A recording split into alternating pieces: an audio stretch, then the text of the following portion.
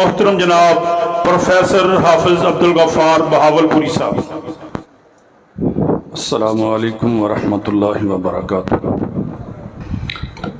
قابل صد احترام علماء کرام، عزیز بھائیوں، محترم دوستو، نہایت خوشی کا موقع ہے چودھری مقبول احمد گجر صاحب، ان کا صاحبزادہ، حفظ القرآن کی تقریب کی خوشی میں آج یہ تقریب منعقد ہے۔ ہم دعا گو ہیں اللہ ذوالجلال والاکرام پڑھنے والے اس برخوردار کو، پڑھانے والے اساتذہ کو، اس کام پہ لگانے والے والدین کو اجر جزیل عطا فرمائے اور سب کے لیے دنیا اور آخرت کی کامیابی کا باعث بنائے۔ قاری صاحب جتنی دیر میں تشریف لاتے ہیں، بس چند منٹ میں اختصار سے چند باتیں احباب کی خدمت میں عرض کروں گا۔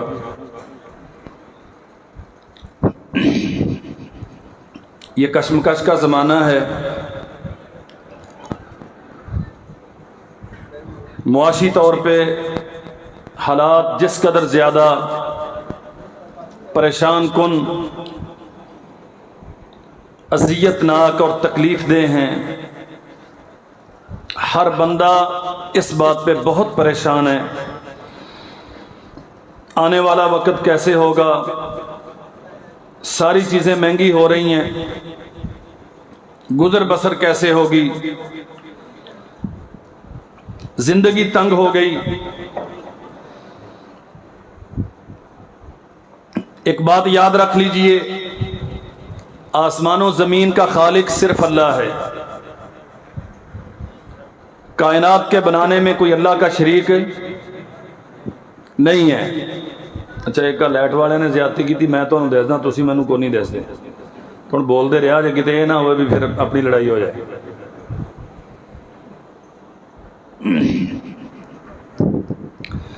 آسمان و زمین کے بنانے میں کوئی اللہ کا شریک، انسان ہمیشہ خسارہ تب اٹھاتا ہے جب خالق کی ہدایات کے خلاف اپنی مرضی سے دنیا کو برتنا چاہتا ہے۔ اس نے آسمان و زمین بنایا ہے، مجھے آپ کو، ہم سب کو اس نے پیدا کیا۔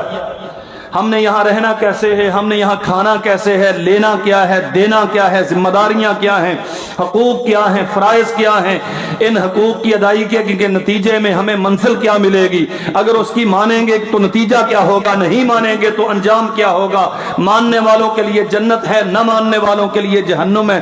کوئی ایک چیز ایسی نہیں ہے جو رب ذوالجلال والاکرام نے تشنا چھوڑی ہو، سب کچھ بیان کر دیا۔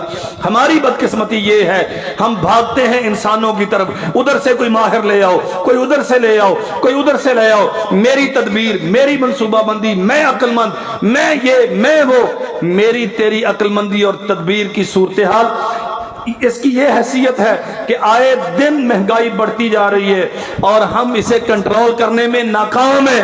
یاد رکھو میرے بھائیوں، اللہ 1000 سال کسی کو زندگی دے، زمانے بھر کی ساری عقل و دانش اس کے دماغ میں جمع کر دے، جب تک آپ رب کے قانون کو فالو نہیں کریں گے تب تک آپ کامیابی سے زندہ نہیں رہ سکتے۔ یا ایھا الذین آمنوا استجیبوا للہ وللرسول اذا دعاکم، ایمان والو جب بھی اللہ اور اس کا رسول تمہیں پکارے فوراً آیا کرو۔ دنیا کے ہر کام میں لے تو لال ہو سکتی ہے، سوچو بچار ہو سکتی ہے، کرنا ہے نہیں کرنا، آپ اس تذبذب میں رہ سکتے ہیں، جب تک آپ کی تشکیک دور نہ ہو تب تک آپ تساہل برت سکتے ہیں، لیکن ایک کام، اللہ کے حکم پہ لبیک کہنا، محمد کریم صلی اللہ علیہ وسلم کی آواز پہ سر تسلیم خم کرنا، یہ اتنا جلدی تقاضا ہے ہم سے۔ استجیبوا للہ وللرسول اذا دعاکم لما یحییکم، عزت کے ساتھ، غیرت مندانہ، آبرو مندانہ، اقوام عالم میں سر اٹھا کے اگر تم جینا چاہتے ہو تو فوراً جب آواز پڑے اللہ اور اس کے رسول کے حکم پہ لبیک کہو۔ اگر تاخیر کا شکار ہو گیا تو گاڑی چھوٹ جائے گی۔ صحیح البخاری میں ہے، اللہ کے نبی نے آواز دی بھئی قریب ہو جو میری بات سنو. ایک آدمی نماز میں ہے اور یہ تو یقینی بات ہے صحابی ہے, حسن نیت کا مالک ہے. صحابی ہو نیت میں خرابی ہو یہ ممکن نہیں. نفل پڑھ رہا ہے, رسول اللہ کی مسجد ہے, اللہ کی زمین پر بیت اللہ کے بعد مسجد الحرام کے بعد سب سے زیادہ مبارک جگہ. دل میں خیال آیا کہ یہ 1 یا 2 رکعتیں جو شروع کی ہیں مکمل کر لوں پھر جاتا ہوں. تھوڑی دیر تاخیر کی, آ گیا. نبی علیہ السلام نے پوچھا لیٹ کیوں آئے ہو؟ حضور میں نماز پڑھ رہا تھا. فرمایا میری آواز سن لی اور نماز پڑھتے رہے؟ کیا تم نے نہیں سنا؟ اللہ نے فرمایا ہے استجیبوا للہ وللرسول اذا دعاکم, جب تمہیں پکارا جائے فوراً لبیک کہو. لما یحییکم, تمہاری زندگی کا راز اس میں ہے.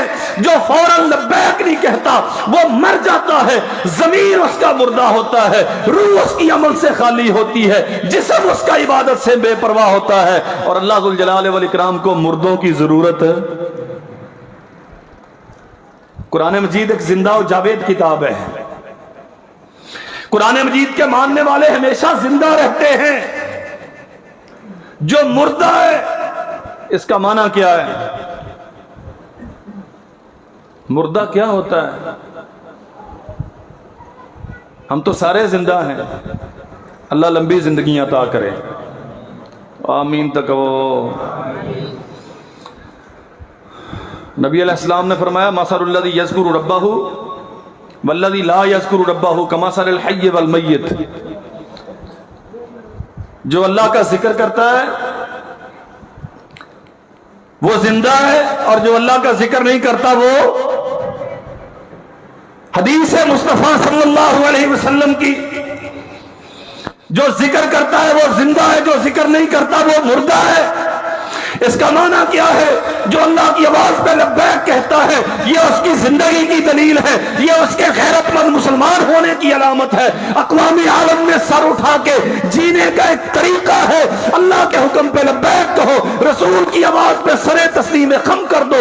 جو حکم آسمان سے آیا ہے اسے مان لو. جو انسانوں کے بنائے ہوئے ہیں ان کی کوئی اوقات اور حیثیت نہیں ہے.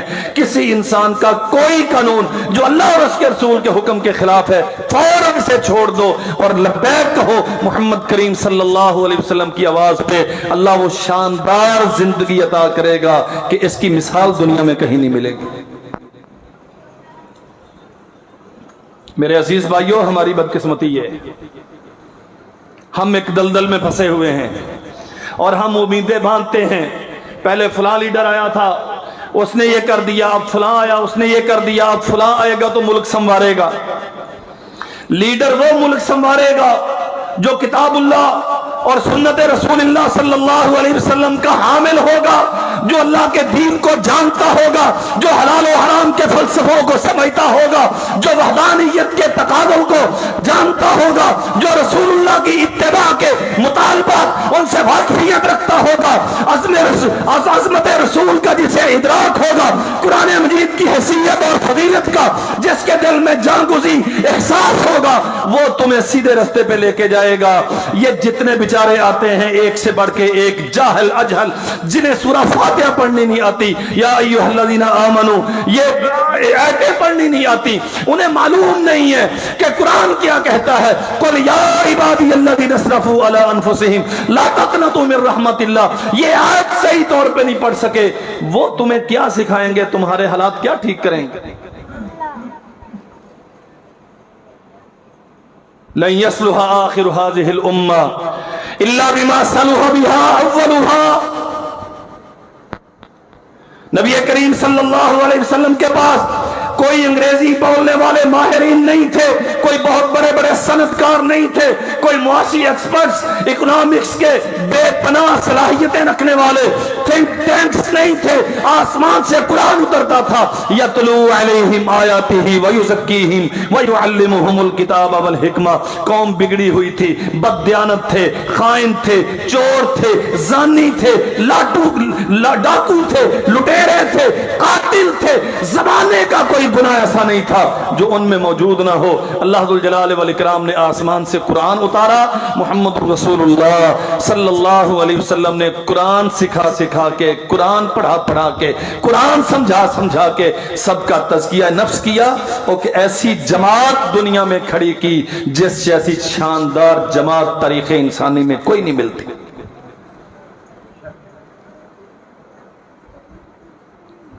ہماری بدقسمتی یہ ہے ہمارے پاس اپنے معاملات کی اصلاح کا نسخہ گھروں میں موجود ہے،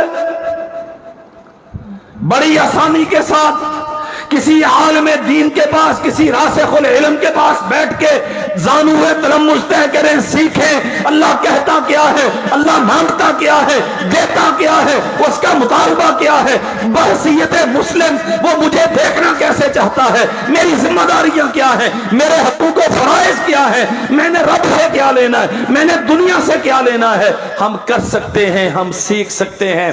اسرار جہاں بانی بھی اللہ نے سے بیان کر دیے، رموز حکومت بھی رب نے قرآن میں بیان کر دیے، لیکن ہماری بدقسمتی یہ ہے ہم ساری دنیا کی خاک چھانتے پھرتے ہیں، لیکن وہ نسخہ اور قانون جو آسمان سے حکومتیں کرنے کا، اصلاح کا، معاملات کی درستگی کا، آپس کے تعلقات کو مستحکم کرنے کا، دیہاتوں، شہروں، ملکوں کے معاملات سلجھانے کا جو نسخہ اللہ نے آسمان سے اتارا ہے، ہم اسے نہیں سیکھتے۔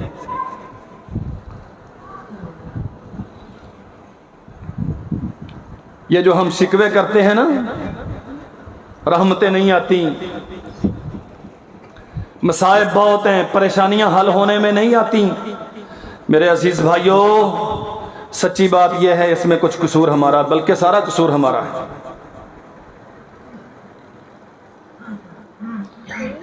وما اصابکم من مصیبت الا بما کسبت ایدی الناس، ہمارا تعلق اس کے ساتھ کتنا ہے، وہ ہمارے ساتھ ہم کلام ہوتا ہے قرآن مجید کے ذریعے سے، ہم اس کے کلام کو کتنا سمجھتے ہیں، کیا ہمیں معلوم ہے فاتحہ میں اللہ نے کیا کہا، کیا ہم جانتے ہیں بقرہ میں کیا ہے، آل عمران کیا سمجھاتی ہے، نساء کیا سکھاتی ہے، مائدہ حلال و حرام کے کون سے ضابطے دیتی ہے، انعام و اعراف میں کیا ہے، انفال و توبہ میں کیا ہے، یونس و یوسف میں کیا ہے، ہود و ابراہیم میں کیا ہے، رعد و حجر میں کیا ہے، ہم نے زندگی بھر بوڑھے ہو گئے قرآن مجید کو چومنے چاٹنے کے سوا ہمارا اس سے کیا تعلق رہا، ہم کسی ایک سورت کے حلال و حرام کے ضابطے بیان کرنے سے قاصر ہیں۔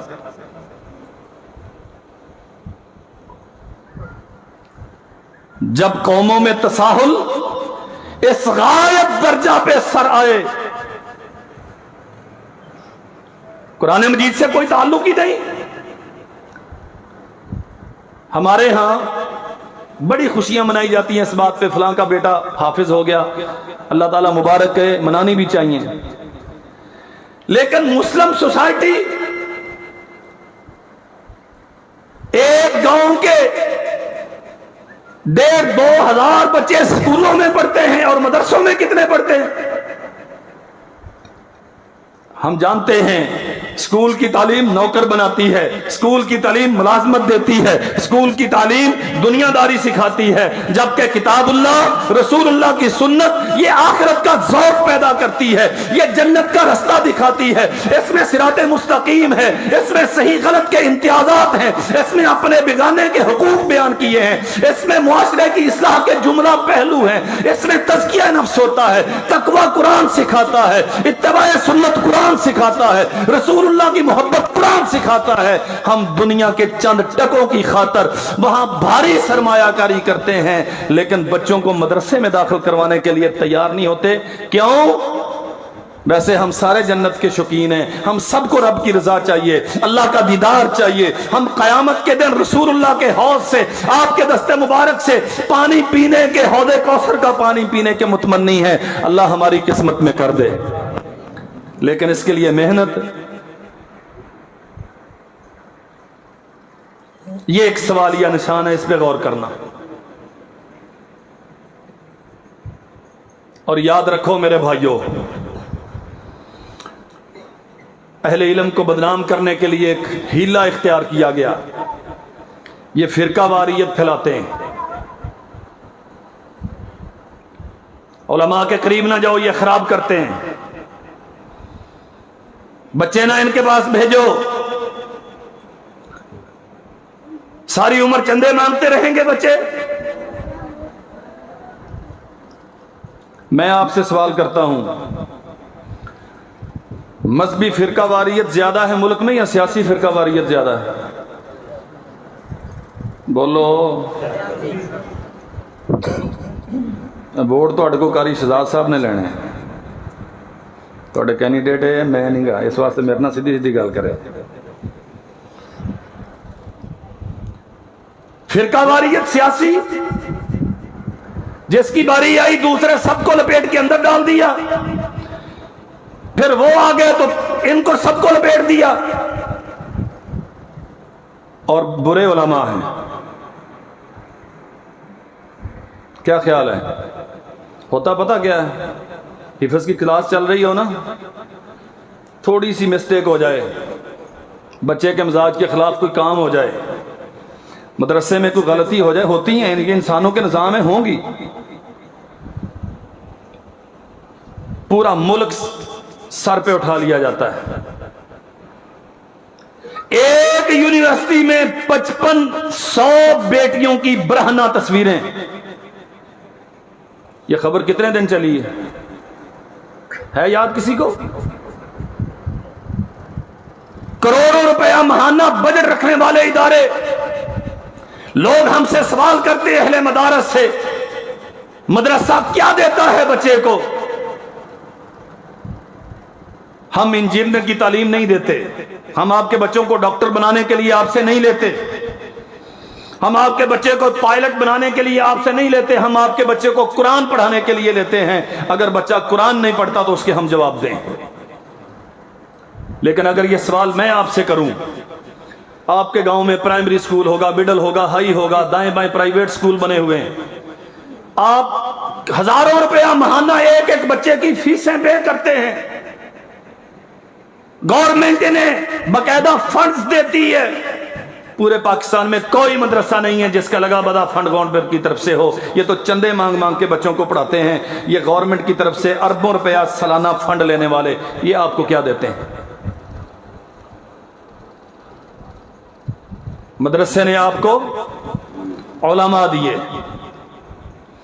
جو صحیح غلط میں آپ کا رہنما بنتے ہیں، حلال و حرام کے مسئلے بتاتے ہیں، اوامر و نواہی کے متعلق آپ کو تلقین کرتے ہیں، اللہ توفیق دے تو تزکیہ نفس کرتے ہیں، جملہ ضروریات دینی و دنیاوی ان پہ آپ کو گائیڈنس فراہم کرتے ہیں. یہ آپ کی یونیورسٹی، آپ کا ایجوکیشن، آپ کا کالج، یہ آپ کو نواز شریف دیتا ہے جو لوٹ کے بھاگتا ہے، یہ آپ کو عمران خان دیتا ہے جو کھانے پینے والے ہیں. میں کسی لیڈر کا نہ حمیتی ہوں نہ سیاسی ہوں، میں بطور استعارہ یہ استعمال کر رہا ہوں. یہ آپ کو چوروں کی فوج ظفر موج دیتا ہے.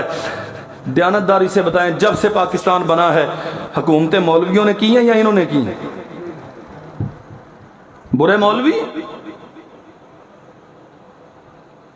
ایک ایک M P A M N A کتنا لوٹ کے کھا گیا، کوئی اندازہ ہے؟ لیکن وہ ہمیشہ زندہ باد رہیں گے.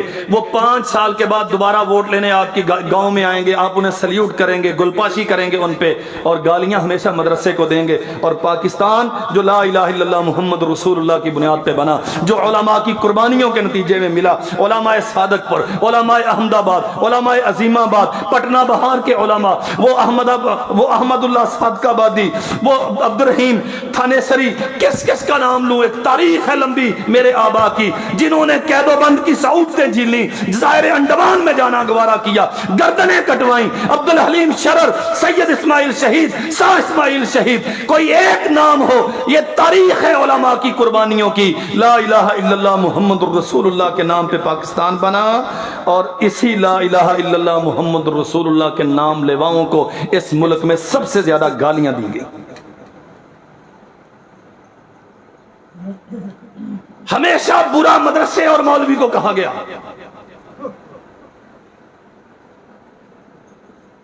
ایک غلطی ہوگی مدرسے میں، میں مانتا ہوں اصلاح کی بڑی گنجائش ہے، انسان ہیں، غلطیاں ہوتی ہیں، معاملات بہت بہتر ہونے چاہیے. لیکن عزیز بھائیو، مدرسے میں ایک غلطی ہو جائے کہتے ہیں مدرسہ بند کر دو. کبھی کسی نے اسکول کے متعلق بھی سوچا ہے اسکول میں یہ کچھ ہو رہا ہے تو وہاں سے بند تو نہ کرو، بچہ ہی ہٹا لو کم از کم.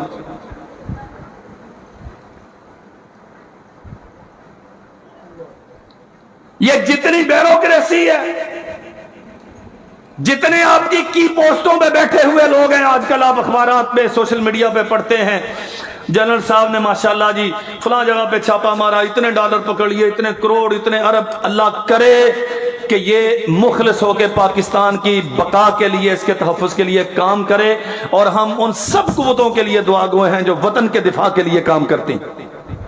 وہ کوئی ہو، وردی والا ہو، شیروانی والا ہو، دوپٹے والی ہو، ہمیں اس سے کوئی غرض نہیں ہے وہ کیسے آتا ہے، کیسے آئی ہے، ووٹ لے کے آئی، ادھر سے آیا ادھر سے آیا، کوئی پرواہ نہیں اس کی. آیا ہے جو اس وطن کے لیے، اس قوم، اس ملک کے لیے، اس قوم کے لیے کو خیر و برکت کے کام کرتا ہے، فلاح کے کام کرتا ہے. ہم اللہ سے دعا کرتے ہیں اللہ انہیں کامیاب فرمائے. لیکن کبھی اس پہ تدبر کیا؟ یہ جو اتنے لمبے چوڑے اربوں ڈالر اور ہزاروں ارب نکل رہے ہیں گھروں سے،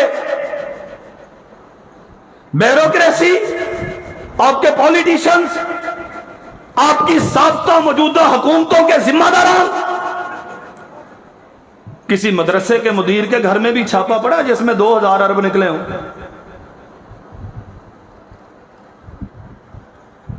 ہمیں لوگ چندہ دیتے ہیں اور حق رکھتے ہیں پوچھنے کا کہ جو آپ نے مال دیا ہے صحیح جگہ پہ لگ رہا، آپ کا حق ہے. لیکن میں توجہ صرف یہ دلانا چاہوں گا،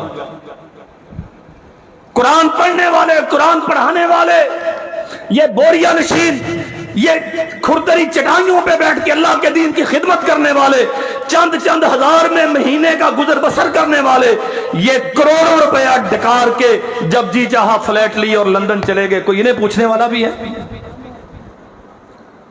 توجہ میری طرف رہے بھائی، کوئی حل نہیں ہے ہمارے پاس. میں پوری ذمہ داری کے ساتھ کہتا ہوں کوئی حل نہیں ہے آپ کے پاس.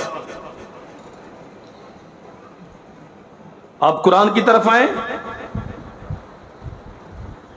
فلولا اذ جاءہم بأسنا تضرعوا، اللہ قرآن میں کہتا ہے مشکلات آتی ہیں ان پہ، یہ روتے کیوں نہیں ہیں، یہ میرے پاس کیوں نہیں لوٹتے، یہ صراط مستقیم پہ کیوں نہیں آتے، میں جو ان سے ناراض ہوں یہ مجھے راضی کیوں نہیں کرتے.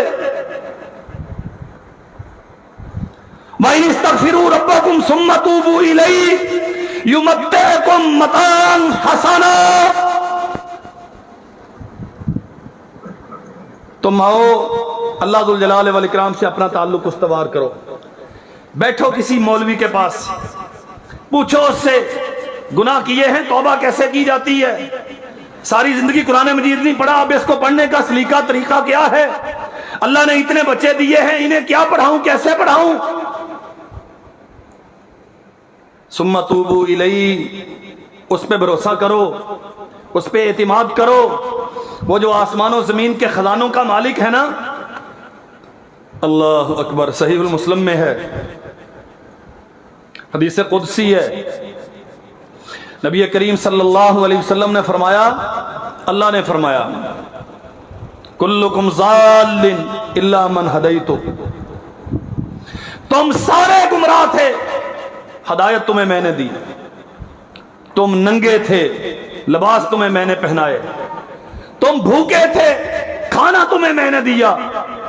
اور فرمایا وَلَوْ أَنَّ أَوَّلَكُمْ وَآخِرَكُمْ وَإِنسَكُمْ وَجِنَّكُمْ، تمہارے سارے آدم علیہ السلام سے لے کر قیامت تک آنے والے جتنے انسان ہیں یہ سارے بھی، اور قیامت تک آنے والے جن بھی سارے ایک میدان میں جمع ہو جائیں، اللہ ذوالجلال والاکرام سے اپنی اپنی ضرورتیں حاجتیں مانگنے لگ جائیں، اللہ فرماتے ہیں میرے بندو میں سب کو ان کی ضرورت کے بقدر دیتا جاؤں. کسی کو اولاد چاہیے اولاد دوں, کسی کو مال چاہیے مال دوں, کسی کو دولت چاہیے زمینیں چاہیے جگیریں چاہیے گاڑی چاہیے بنگلہ چاہیے باغات چاہیے, جو تم مانگو میں دیتا جاؤں.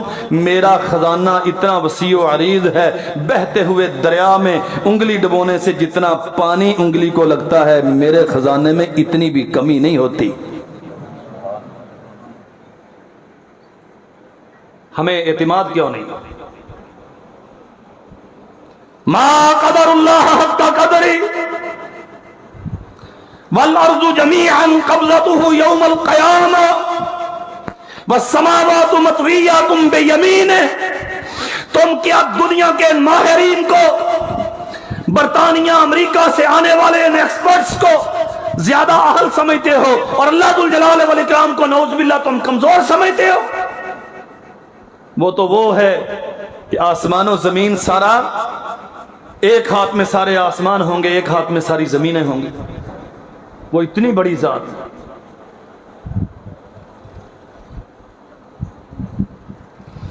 تم اس سے مانگو, اور اس سے مانگنے کا سلیقہ کون سکھائے گا؟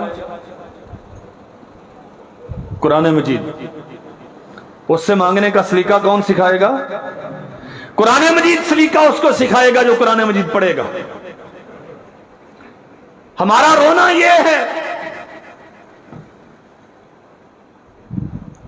ہم جانا مدینہ میں چاہتے ہیں اور فلائٹ ہم لندن کی لیتے ہیں. ہم کہتے ہیں پاکستان میں اسلامی قانون نافذ ہو جائے, لیکن ہم اسلامی قانون پڑھنے کے لیے تیار ہیں. ہم چاہتے ہیں کہ دنیا میں امن ہو جائے, لیکن عمل کا فارمولہ قرآن مجید سے سیکھنے کے لیے تیار. ہم چاہتے ہیں کہ ہمارے معاشی حالات اچھے ہو جائیں, لیکن معاشی حالات اچھے کرنے کے لیے جو طریقہ رسول اللہ نے دیا ہے اسے سمجھنے سیکھنے کے لیے تیار. مسئلے پوچھتے ہیں لوگ ہم سے, آمین رفع الیدین فاتحہ ختم, بہت بڑا مارکا مارا تو نکاح طلاق کا مسئلہ پوچھ لیا, اس سے آگے کبھی کوئی مسئلہ نہیں پوچھتا. کبھی کوئی تجارت کرنے والا مسئلہ نہیں پوچھتا کہ حضرت یہ جو میں تجارت کر رہا ہوں یہ جائز ہے یا ناجائز ہے. بینک والا بندہ آتا ہے, وہ موٹیویٹ کرتا ہے, وہ قائل کرتا ہے, ہم اس کے جھانسے میں آ کے اس کے دلائل لے کے سیکھ کے اس میں جا کے اس کے دیے ہوئے کھاتوں کے مطابق ہم وہاں اکاؤنٹ بناتے ہیں. ہم تب نہیں مولوی سے پوچھتے حضرت جی کام کرنے کا طریقہ کیا ہے, بینکنگ سسٹم اس میں اسلامائزیشن کا عنصر کتنا ہے, ہم بینک میں پیسے رکھیں تو کن شرطوں پہ رکھیں, کیا خیال ہے؟ کھانا پینا سارا بینکنگ سسٹم کے کتاب ہے, نمازیں مولوی کی دی ہوئی سکھائی ہوئی حدیثوں کے مطابق. کیا فائدہ ہوگا ان نمازوں کا جو حرام کا مال کھا کے پڑی گئی ہیں؟ دین سارا قبول کیجئے, اور سارا دین قبول کرنے کے لیے ضروری ہے کہ دین سیکھیے. دین سیکھنے کے لیے ضروری ہے کہ آپ مدارس کی طرف رجوع کیجئے. جو حاملین دین ہیں, جو کتاب و سنت کو سمجھنے والے ہیں, ان کے ساتھ تعلقات اچھے کیجئے. ہزار غلطیاں ہونے کے باوجود, اصلاح کی بہت زیادہ گنجائش ہونے کے باوجود, اگر دین کا کوئی مرکز و محور یا دین کی کوئی پناہ گاہ موجود ہے تو اللہ کی قسم مجھ صرف مسجد اور مدرسہ ہے, اس کے علاوہ معاشرے میں کہیں دین نہیں.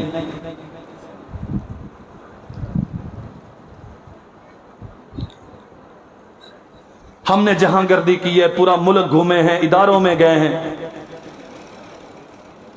یہاں باقاعدہ آپ کے ادارے پورے ادارے جھوٹ بیچتے ہیں, ان کی بنیادیں جھوٹ پہ استوار ہیں. اربوں روپے کے بجٹ ہے ان کے سالانہ, لیکن بچوں کو کیا بناتے ہیں؟ اللہ اکبر. امام محمد بن مسلم بن شہاب الزہری رحمۃ اللہ علیہ بہت بڑے محدث ہیں, استاد المحدثین ہیں. دمشق میں وقت کے حکمران کے پاس گئے, پوچھتے ہیں حضرت کہاں سے تشریف لائے؟ فرمایا کہ میں مکہ مکرمہ سے آ رہا ہوں. کہتے ہیں مکہ کا سردار کون ہے؟ سوال سمجھ لینا ذرا، آج مکہ میں سرداری کس کی ہے؟ یہاں سوال سے مراد کوئی سیاسی سرداری نہیں ہے. جو گورنر تھا مکہ کا وہ وقت کے حکمران کو پتا ہے کہ میں نے فلاں کو بھیجا ہے. علمی مسند پہ کون ہے؟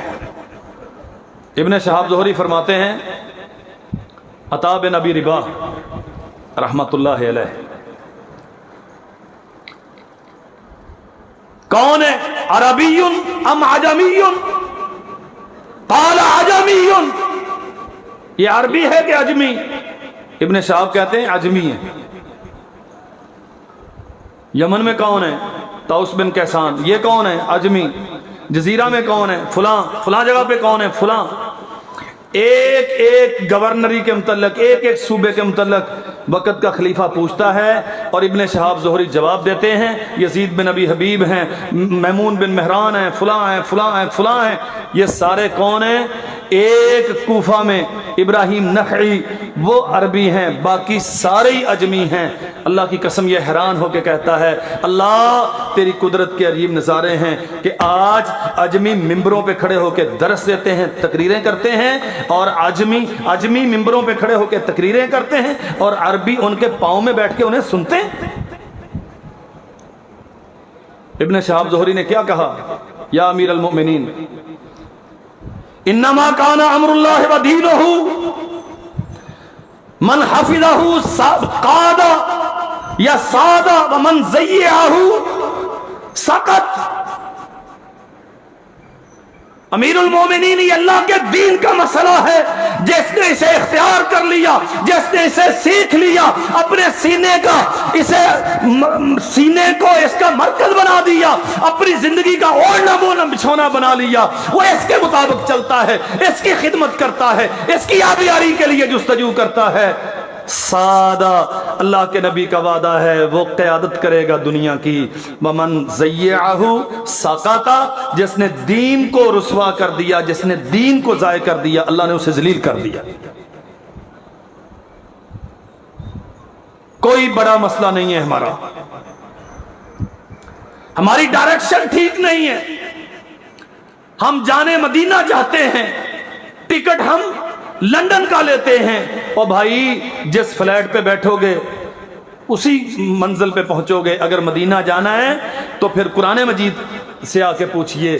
اگر لندن کا ٹکٹ لیا ہے تو پھر لندن ہی جاؤ گے، پھر مدینہ یہ فلائٹ نہیں جانے والی.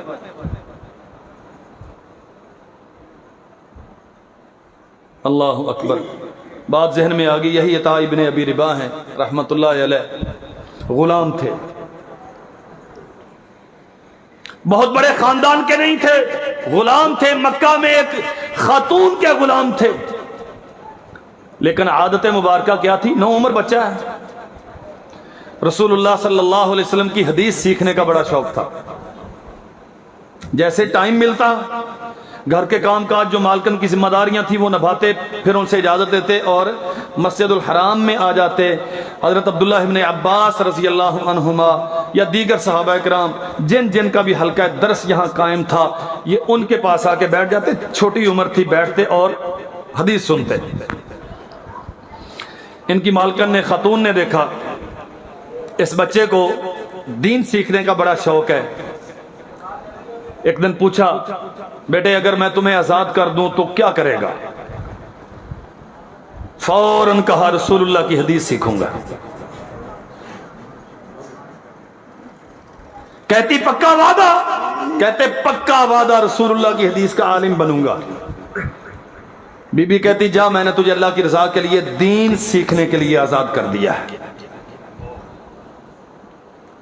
یہ آ گئے مسجد الحرام میں اور 1-2 سالوں کی بات نہیں، مسلسل 20 سال مسجد الحرام میں رہے، بغیر کسی اشد ضرورت کے مسجد سے باہر نہیں جاتے تھے. سارا دن حدیث رسول سیکھتے تھے.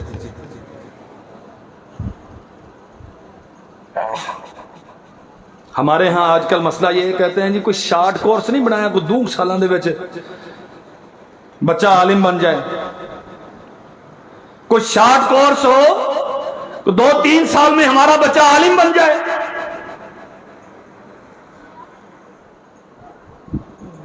20 साल मुसलसल मस्जिद उल हराम में असहाबे नबी के सामने जानूए तलम्मुस रसूलुल्लाह की हदीस सीखने पे लगाए, और अल्लाह जुल जलाल वल इकराम ने मकाम व मर्तबा क्या अता किया कि इसी बैतुल्लाह का इमाम बना दिया। आप तसव्वुर कर सकते हैं? कोई खानदानी वडेरे का बेटा नहीं है, आली हस्बो नसब का हामिल नहीं है, हुस्नो जमाल में बेमिसाल नहीं है। एक खूबी है इसमें, यह मोहम्मद रसूलुल्लाह सल्लल्लाहु अलैहि वसल्लम के दीन का शनावर है, इसे समझता है, हलाल और हराम के फलसफों से वाकिफ है, सही गलत के इम्तियाजात कायम करता है, अपने बिगाने के लिहाज से आशना है। अल्लाह के नबी सल्लल्लाहु अलैहि वसल्लम की हदीस का आलिम रहा, 20 साल हदीस का तालिब इल्म रहा। आज अल्लाह जुल जलाल वल इकराम ने अजमत ये दी कि मस्जिदुल हराम के मुसल्ले का मालिक अता बिन अबी रिबाह है। हज का मौसम है, हिशाम बिन अब्दुल मलिक रहमतुल्लाह अलैह बहुत इल्म दोस्त और इल्म परवर खलीफा था, बनु उमैया में बड़ा शानदार खलीफा था। ये हज के लिए आया तो मस्जिदुल हराम में ऐलान हो रहा है, लोगों दुनिया के अतराफ अकनाफ से यहाँ दुनिया जमा है, लोग आए हैं, हज का मौसम है, मेरी तरफ तवज्जो रहे भाई, छोड़े इन्हें, मेरी तरफ देखिए। यहां कोई किसी से मसला नहीं पूछेगा, कोई यहां फतवा नहीं देगा, फतवा सिर्फ अता बिन अबी रिबा देंगे।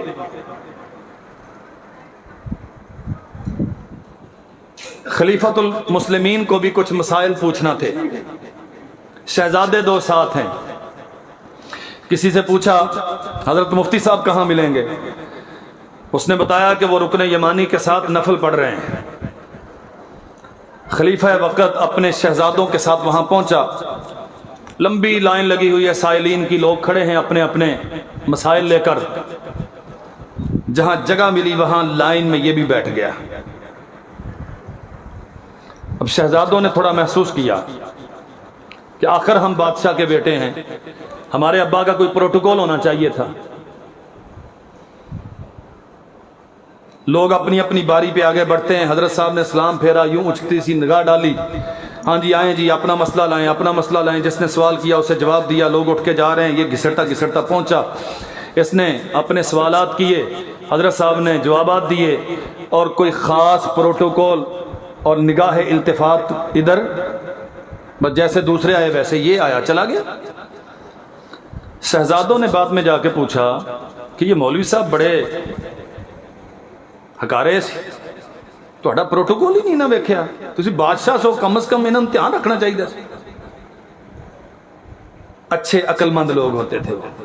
जवाब क्या दिया, बेटे अगर बादशाह मैं होता तो वो मेरे पास आता, मैं अगर साइल बन के उसके पास गया हूं तो इसका मतलब है बादशाह वो है। बात समझ नहीं आई? मैं वक्त का हुक्मरान हूं, तख्ते दमिश्क का मालिक हूं, लेकिन आज एक सवाली बन के एक मौलवी के सामने बैठा, इसका माना यह है बादशाह तो वो है जिसके पास वक्त का हुक्मरान दो जानू होकर बैठे। वो शहजादे कहते हैं ऐलान तो हो रहा था कि कोई अता बिन अबी रिबा फतवा देंगे, तो ये काले से रंग के, मुखनी से जिस्म के, ये कौन थे? हिशाम बिन अब्दुल मलिक कहता है अल्लाह के बंदो यही तो अता बिन अबी रिबा है।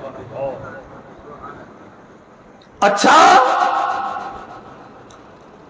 ये इतना इज्जतदार एक हबशी और नस्ल गुलाम खानदान से एक कुरैशी खातून की गुलामी में जिंदा रहने वाला, ये इतना इज्जतदार हो गया कि बैतुल्लाह के मसनद पे बैठ के ये फतवे देता है। फरमाया हाँ। हिशाम ने कहा बेटा ये बात याद रखो, इल्म गुमनामों को शोहरत अता कर देता है, इल्म फकीरों को बादशाह बना देता है, और इल्म जलीलों को इज्जतदार बना देता है।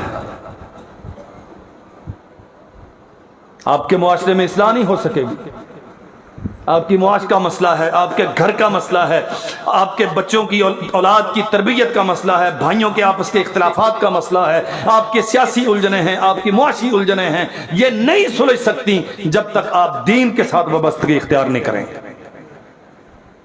कुरान सीखिए, قرآن سکھائیے اپنے بچوں کو. اللہ ذو الجلال والاکرام قرآن کے حاملین کو وَاذْكُرُوا نعمت اللہ اذ کنتم اعداء فألف بین قلوبکم فاصبحتم بنعمتہ اخوانا. تم آپس میں منتشر تھے، مذہبی اختلافات، سیاسی اختلافات، وہ سیکیورٹی رسک ہے، وہ غدار وطن ہے، وہ کافر ہے، وہ مشرک ہے، یہ ساری مصیبتیں اذ کنتم اعداء فألف بین قلوبکم فاصبحتم بنعمتہ اخوانا وکنتم علی شفا حفرۃ من النار. تم جہنم کی آگ کے کنارے پہ تھے، اللہ نے آسمان سے وحی کے ذریعے سے قرآن اتارا، رسول قرآن پڑھتا تھا، تمہارا تزکیہ نفس کرتا تھا. جو دشمن جان تھے وہ ایک دوسرے کے محافظ بنے، جو عزتوں کے لٹیرے تھے وہ عزتوں کے نگہبان بنے، جو ڈاکو اور چور تھے وہ خود چوکیدار کہلائے. اذ کنتم اعداء فالف بین قلوبکم. سارے اختلافات، یہ نون مین کاف لام، جتنی پارٹیاں سیاسی مذہبی جماعتی، سب کے اختلافات، ایک طریقہ ہے قسم ہے پیدا کرنے والے رب کی، صرف ایک طریقہ ہے. آئیں قرآن مجید کو اپنا رہبر اور گائیڈ مانیں، اس پہ اتفاق کر لیں، اللہ سارے مسئلے حل کر دیں. اللہ ذو الجلال والاکرام ہمیں سمجھنے کی توفیق عطا فرمائے. جس برخوردار کی قرآن مجید کے حفظ کی تکمیل کے سلسلے میں یہ جلسہ رکھا گیا ہے، اللہ ذو الجلال والاکرام اس کا یہ پڑھنا اس کے لیے، اس کے والدین کے لیے، اس کے اقربا کے لیے، اور ظاہر ہے اسی مسجد سے یہیں قاری صاحب حافظ عبدالجبار صاحب وہ یا ان کے رفقا، انہی سے انہوں نے قاعدہ پڑھا اس بچے نے. اللہ ذو الجلال والاکرام ہم سب کے لیے اسے ذریعہ آخرت بنائے.